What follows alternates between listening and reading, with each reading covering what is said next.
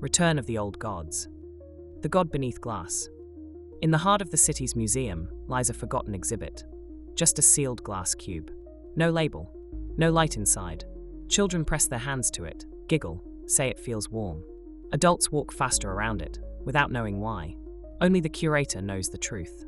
The god inside Vaelth is not bound by stone or iron, but by ignorance. So long as no one believes in him, he sleeps. If you name him, if you remember what he was, he stirs. Last week, a student tried to research the cube. She pulled old files, made notes, spoke his name aloud. Her apartment filled with fog.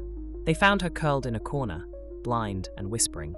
Now, the exhibit has a new sign, closed for renovation. But some nights, if you're close enough to the glass, you'll see a handprint slowly forming on the inside. The last page. Every night, Sarah read from the same old book, Tales of the Forgotten. It was dusty, the pages yellowed, the ink faded in places. She found it buried in a box in her grandmother's attic the week after the funeral, with no author listed and only one rule written on the first page in looping cursive. Do not read the final story aloud. Sarah, of course, read every story except the last one. They were all eerie tales, a mirror that whispered secrets, a shadow that followed a man home, a song that summoned something from beneath the floorboards. Then came the storm. The power went out. Thunder cracked across the sky like a splitting tree. Bored and wrapped in a blanket by candlelight, Sarah stared at the last page. The final story was titled The Listener. Curiosity, as always, won. She read the first line aloud. He waits in the dark behind your walls, beneath your floor. A soft knock came from under the floorboards. She froze. No, she whispered. Just the storm. She kept reading. With each word spoken, he draws closer. A step for every sentence. A breath for every pause. Another knock louder. Closer. Heart racing, Sarah slammed the book shut. Silence. She waited. Minutes passed. Nothing.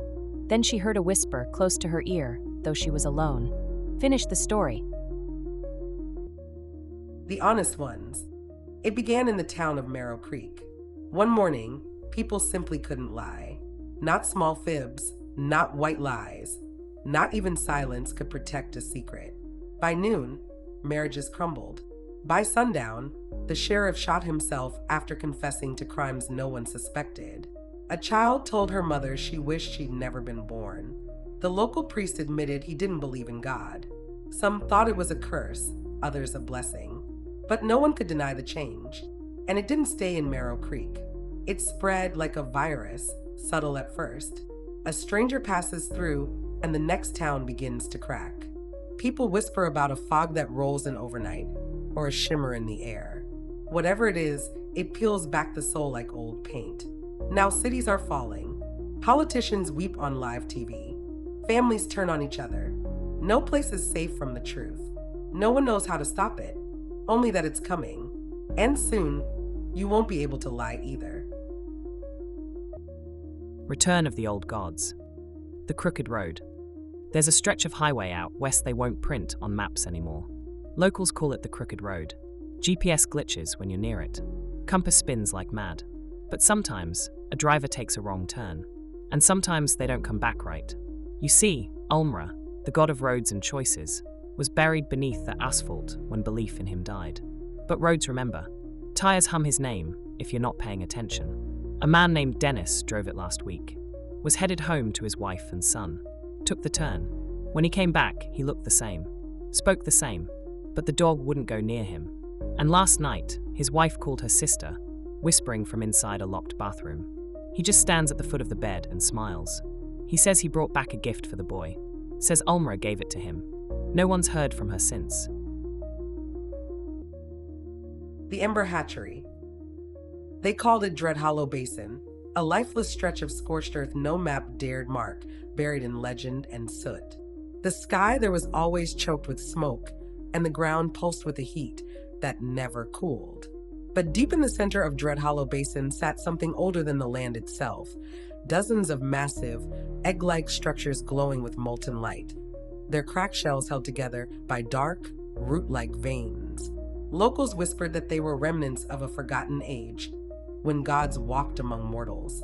Others said they were seeds, planted by something that didn't belong to this world. The truth was worse. For centuries, the Ember Hatchery slept. But then came the quakes. The earth split, and magma spilled like blood through reopened wounds. And with the heat returned the heartbeat, soft at first, then pulsing louder, echoing in the skulls of those who wandered too close. One expedition dared to camp nearby, drawn by scientific curiosity and funded by a faceless corporation. They set up sensors, drones, even bored into one of the glowing eggshells. They didn't come back. Footage recovered from a drone, its charred remains found at the forest's edge, showed one egg cracking open. Inside was no bird or reptile. It was smoke and flame, formed into a shape that should not move, should not breathe. But it did. It stepped onto the ground and looked skyward. Not born, returned. The rest of the eggs trembled. The Ember Hatchery was no nursery. It was a prison, and it's no longer sealed. The jars. In a crooked house at the end of Hollow Lane, nestled beneath ivy and shadow, lived a man known only as the Collector. He rarely came down to town. Groceries were delivered. Windows were always shuttered. Children dared each other to knock. None ever did twice. But in his attic, shelves lined the walls, crowded with glass jars of every imaginable shape, some tall and narrow, others squat and swirling like blown sugar. Some glowed faintly in the dark. Some pulsed ever so slightly like hearts. The Collector didn't sleep much anymore. Not since he'd started hearing the voices. Each jar contained a soul. Not metaphor, not memory, actual souls. Collected over decades. Some from accidents. Some taken. He didn't label them. He remembered each one. The pleading, the last gasp, the way the light faded from their eyes and reappeared, trapped behind glass. But lately they'd started to change. Tiny cracks appeared on the jars, hairline fractures that glowed. No matter how often he checked them, new ones formed. One jar, a little teardrop-shaped thing with a soft blue tint, began to hum. He wrapped it in cloth and locked it in a trunk. Then came the night of the blood moon. The Collector stood in the attic, staring at his collection with trembling hands. The jars were rattling softly, like teeth chattering in the cold. Then one tipped, fell, shattered. The soul inside didn't scream, it laughed. All at once, the other jars began to quake. He rushed to the shelves, trying to hold them steady. One exploded, then another. Light and shadow burst from the glass, filling the attic with a low, rumbling wail that shook the walls. When it stopped, the jars were empty, silent. He turned slowly, unwilling. 100 glowing eyes stared back.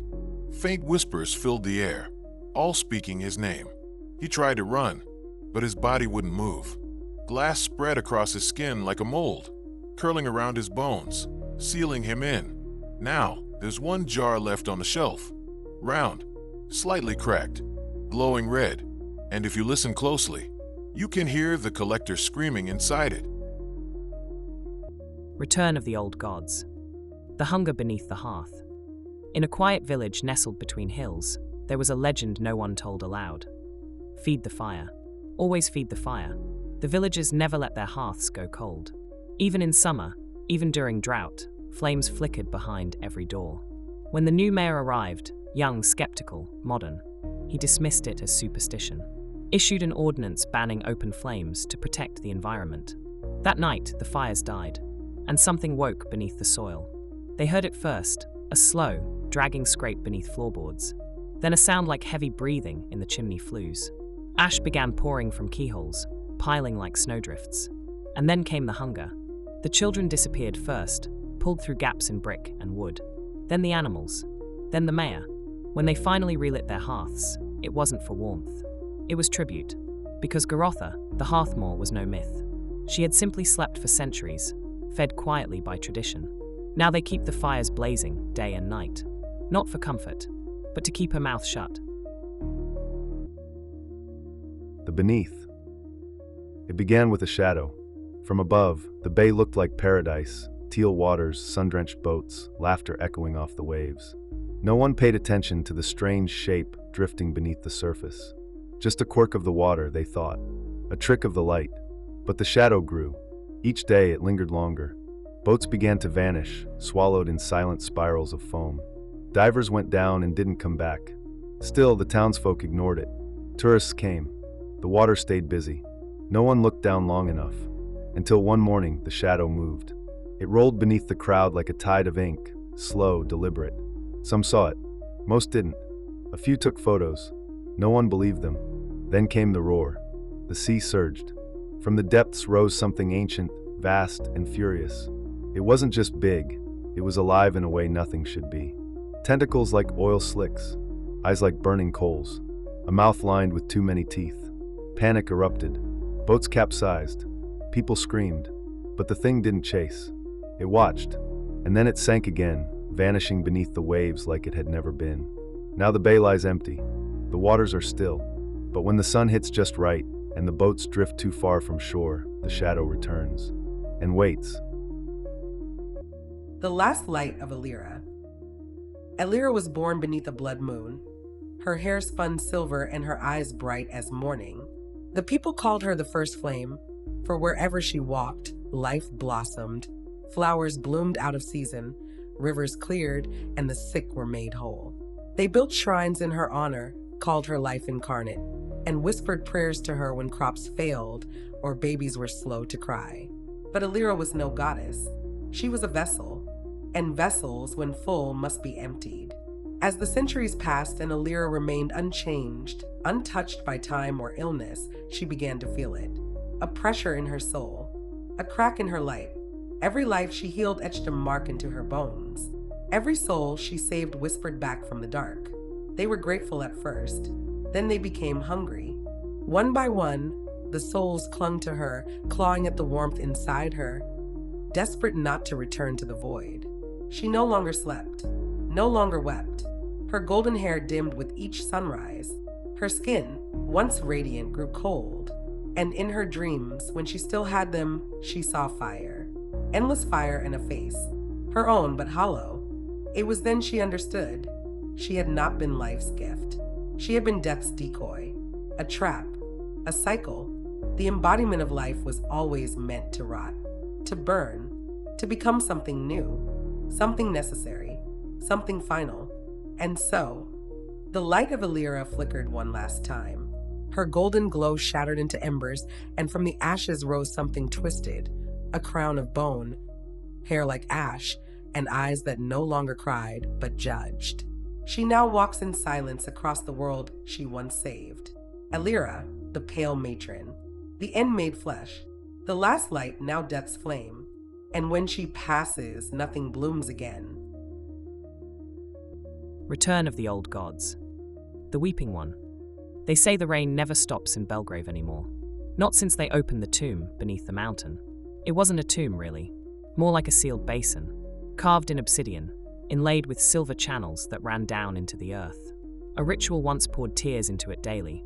Sorrow given form, grief fed like incense. But the people forgot. And now she weeps alone. Every night, the downpour grows louder. Windows shatter from the force. Roofs collapse under the weight. Faces appear in puddles, distorted and screaming. You'll hear her if you listen in the storm. A woman crying, not out of pain, but fury. And if you see her, skin like cracked marble, eyes black and endless run. Because the weeping one, Nothema, doesn't want comfort. She wants the world to drown in what she's felt for eternity. The welcoming. They saw it first at dusk, towering, unmoving, where the sky met the horizon. A figure formed from shadow and smoke, arms outstretched, featureless yet familiar. It didn't speak. It didn't move. But everyone felt it. A pull, a yearning, like gravity made personal. They gathered at first out of fear, then curiosity, then joy. People came from the town square, leaving food half-cooked, doors swinging open. Others came from their homes with smiles and tears, as if recognizing something they had lost long ago. No one questioned it. No one asked why. Some tried to stop them, shouting, pleading, barricading roads, but they too felt it, creeping under their skin like a forgotten melody. Eventually, even they turned and joined the march. Now they run, not out of terror, but rapture, toward the thing with no name, toward the void that promises warmth, reunion, release. Only one man remains behind, watching from a rooftop, heart pounding. He doesn't feel it, and that terrifies him most of all. The room with no corners. No one remembered building the house at the end of Winter Street. Simply appeared one day, perfectly maintained, silent, and seemingly abandoned. But what unnerved the neighbors most wasn't the suddenness. It was the shape. The house had no corners. Every room was subtly curved, walls blending into floors, ceilings bowing gently into doorframes. It was as if geometry had been smoothed over by unseen hands. Curiosity, of course, did what curiosity does. Eli, a local photographer, broke in one night, camera in hand. He was inside for only 12 minutes. When he stumbled out, his eyes were wide and unfocused. He wouldn't speak. He wouldn't sleep. The only thing he managed to do was upload one photo before he vanished. It showed a room, empty, pale, impossibly smooth. And in the center stood a figure. A woman, featureless, head cocked, arms too long. She was smiling, though she had no mouth. People tried to forget. The town even boarded the place up. But lately, there have been reports of buildings with softened walls. No corners. Subtle changes. They say geometry is the language of reality. And something else is starting to speak. Return of the Old Gods. The seeds of Velmora. The botanist didn't mean to find it. A seed buried in permafrost, oddly warm to the touch, pulsing faintly. She took it back to her lab and gave it soil. Light, water. It took root instantly, sprouted overnight. Then the vines started whispering. Words no language knew. Promises. Truths too large for human minds. The plant grew fast, twisting around walls, splitting tiles, pushing through vents. Anyone who tried to cut it back stopped, eventually. Eyes vacant, smiling. It released spores, pink gold dust that shimmered like fireflies. They drifted into lungs, into thoughts. Velmora, the verdant mind, had returned, not with fire or flood, but with blossoming obedience. Cities disappeared under greenery, not destroyed, absorbed. People knelt in gardens with empty eyes and flowering mouths. Now, when the wind carries that shimmer, it's not pollen, it's the godseed, and Velmora wants you to bloom. The Covenant of Embers. In a forgotten glade where the forest grows in twisted silence, there lies a nest woven from ash and ancient roots. Within it sit 3 jeweled eggs, pulsing faintly with inner light. And curled protectively around each gem are 3 dragons, the last of their kind, bound by blood, oath, and something older than magic. Scarlet, the crimson flame, warden of destruction, forged from the first fire that split the void. Orin, the golden crown, bearer of judgment, born when the first law was written in the stars. Nyxera, the amethyst veil, keeper of secrets, whispering through the minds of dreamers and madmen. Each dragon guards their egg not as a parent, but as a jailer, for within each orb lies a being too powerful, too ancient to be birthed without consequence. Long ago, the dragons defeated a force known only as the Triumph, a primordial entity that threatened to unravel the world. Unable to destroy it, they fractured its essence and sealed each part within the jeweled eggs, binding them with a pact. As long as the dragons live, the Triumph shall remain imprisoned. But dragons are not immortal. As centuries passed, whispers began to echo from within the eggs, promises of power, visions of dominion. And now, the dragons no longer speak to one another. Their gazes are tense, talons curled tighter around the stones. A storm brews over the glade. One of the eggs glows brighter than the others. Something is stirring. Should even one dragon falter, the Triumph will rise again, whole and vengeful. And this time, the world will not survive. The twin sons of Ilarion. In the land of Ilarion, where the sun once shone in twin orbs of gold, balance reigned under the guardianship of 2 warrior sisters, Serenia and Elandra. Born under an eclipse and said to be forged from the starlight itself, the sisters were alike in beauty and strength, but as different as dawn and dusk in spirit. Serenia, the elder, was noble and measured, known for her wisdom and counsel and her unmatched skill with the Sunblade, a weapon said to channel the will of the gods. She wore golden chainmail that shimmered with a warm radiance, as if touched by the very light of the sun. Elandra, the younger, was fierce and unpredictable, born with a fire in her soul and a bond to the wilder magics of the land. Her golden armor glowed not with warmth, but with the raw power of celestial fire. Where Serenia inspired calm, Elandra inspired awe and sometimes fear. For centuries, the two kept Ilarion safe, using their twin gifts to maintain the balance of day and night, flame and stillness, justice and passion. But then the second eclipse came, a phenomenon foretold only in fragments of ancient prophecy. A shadow fell upon one of the suns, and with it came the sundering, a great rift that tore across the kingdom and split the sisters apart. Serenia disappeared into the veil of light, leaving behind only echoes of her voice in the wind. Elandra, in grief and rage, vanished into the ashen wastes, swearing to uncover the truth of the eclipse, even if it meant burning the heavens to find it. Years passed, and the land withered under one sun. The balance was broken. Then one day, a golden figure emerged from the veil, Serenia, changed but alive. She spoke of a hidden realm where a piece of the second sun still burned. And soon after, from the smoking edge of the world, came Elandra, her armor scorched with fury and her eyes holding a fire no mortal could survive. They had both seen different truths. Now they must choose, fight for their own vision or reunite to restore the twin suns. But prophecy says only one sister will triumph. Return of the Old Gods. The Hollow Bell. In the northern cliffs above the village of Logvik sat the remains of an old stone chapel.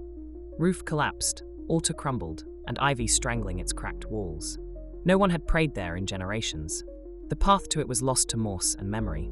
Then, one quiet autumn morning, the bell rang. A deep, bone-shaking toll echoed down the cliffs and rolled through the village like a wave. Children cried. Dogs barked. The elderly went pale. No one had touched that bell in over 100 years. The rope had rotted. The tower was said to be hollow. That night, the harvest doubled. Wheat grew thick and golden. Cows gave milk sweeter than ever before. Sick relatives rose from bed, as if waking from sleep. The villagers, wary but grateful, called it a blessing. A miracle. A gift. They called it Virith, the god of resonance.